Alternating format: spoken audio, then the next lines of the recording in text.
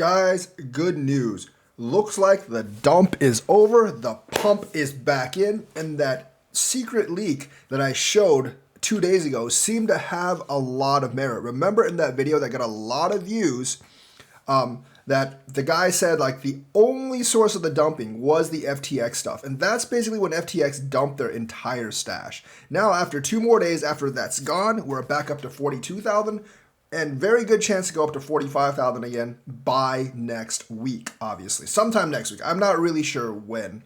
So that FTX, they dumped $1 billion. It's finally gone at this point.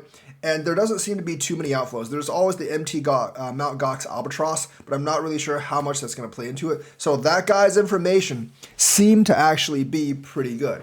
But I think overall, we outsmarted Gary Gensler, like the entire crypto industry, and that's including BlackRock and Fidelity. I think we all outmaneuvered Gary Gensler. See, Gary Gensler knew that when he accepted the Bitcoin ETF, there was going to be a lot of traction and a lot of people were going to want it. So he made sure that he would actually sabotage the price any way possible. How did he do that?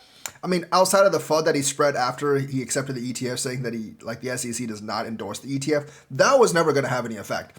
But he made absolutely sure that there were only cash redemptions and no in-kind redemptions.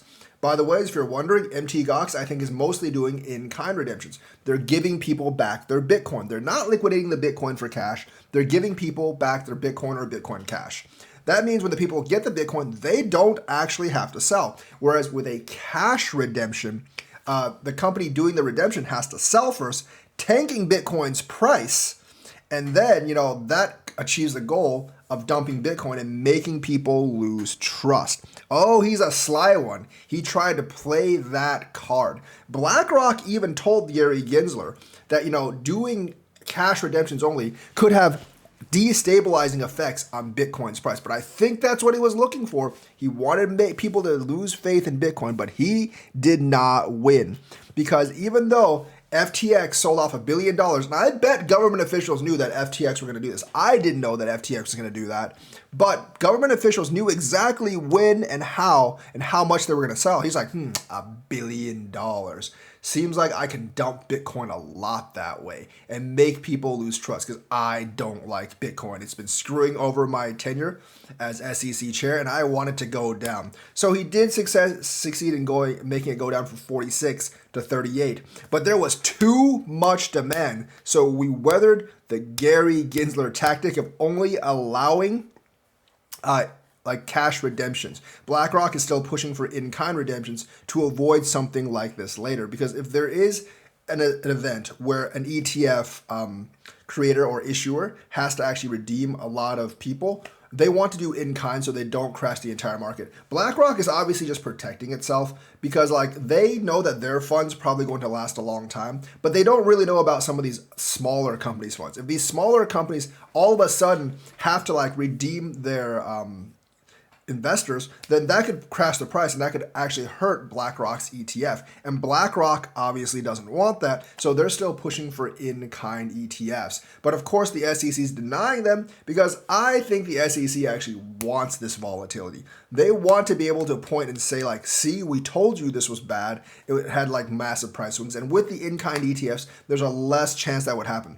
But at least on the initial onslaught of these in-kind redemptions with the Grayscale and FTX, because the SEC, I bet the government agencies knew that Grayscale was going to get dumped on, and with cash redemptions, they were just going to have to sell mass amounts. I think they all knew that at that point, and they were just planning on that for people to actually lose faith in the Bitcoin ETF, and that did not happen. We are stabilizing, we are going back up. The Grayscale sales have subsided, and we are we actually I think have more demand now than supply, so we're going up. The miner selling is always going to be there, and miner reserves are actually pretty low right now, so I'm not really sure how much more they're going to sell. But I think that the ETF and the industry, the big wigs in the industry, actually planned around Gary Gensler because they knew, Gary Gensler thought he had all the smarts and he could plan and tank the ETF, even if he had to actually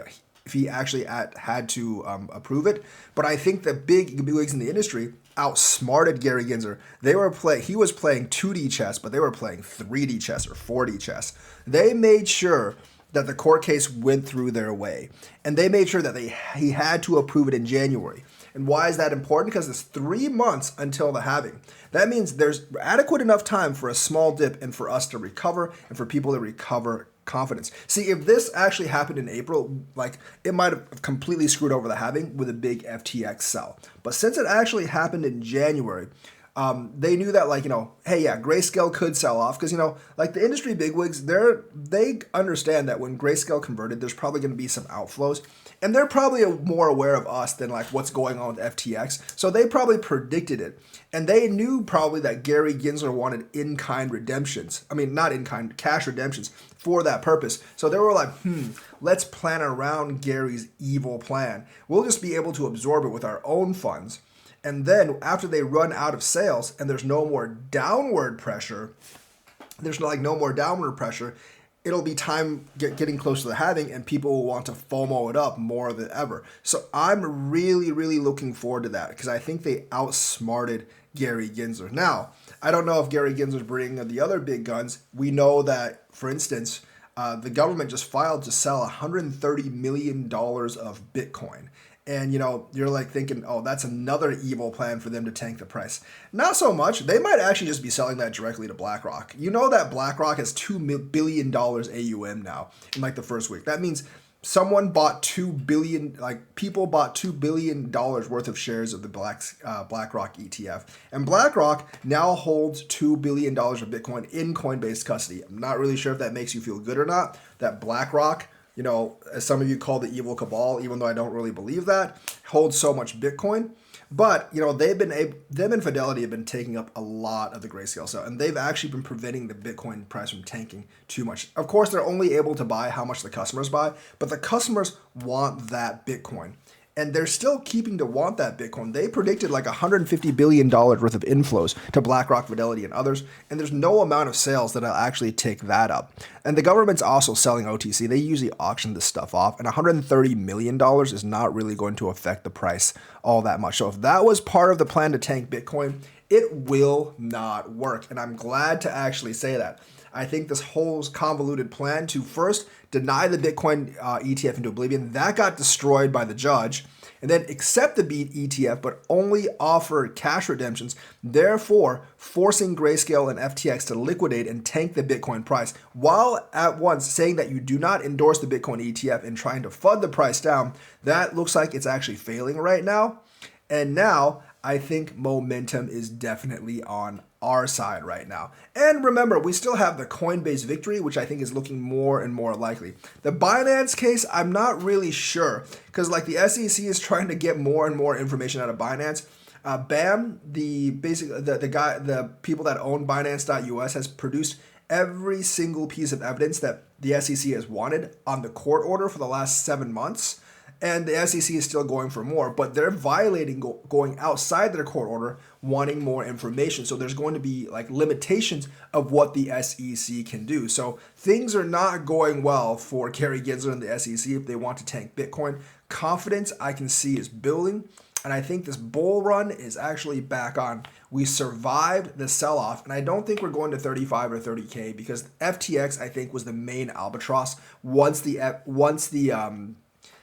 ETF got approved, and I think all of that is actually gone now. You look at the inflows and outflows, they're evening out, and people are demanding Bitcoin over and over again. So, hey, I think that's information, the insider information was actually legit this time. Because remember, like, it basically started going up, like, right after I posted that video. Like, I didn't do it. Obviously, it's not because of me. But I think that insider information was legit. It was just like a very, very short-term sell-off because of Grayscale and FTX. And now, since that's subsided, we're probably going to go up again. So, sometimes, if the insider information seems to line up with what like a lot of people are saying or what a lot of people are predicting, it's more likely to be true. If the insider information is just like way out there, it's much less likely to actually happen. If there's no actual other confirmations of it, if you're like, because the guy basically said there's a lot of Grayscale outflows right now, so we're going down. And if you actually look at the on-chain statistics, there was a ton of Grayscale outflows. So what he was saying was completely legit. Like when you see insider information like that,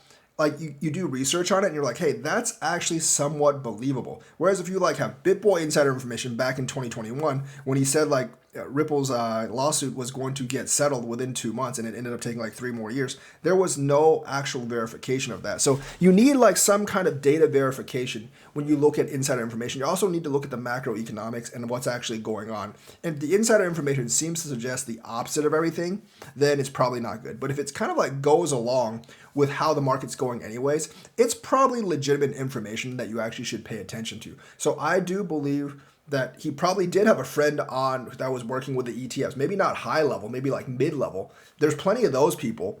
And, like we all have friends in the finance industry and stuff. You can probably just ask them. So I do believe that information was probably legit.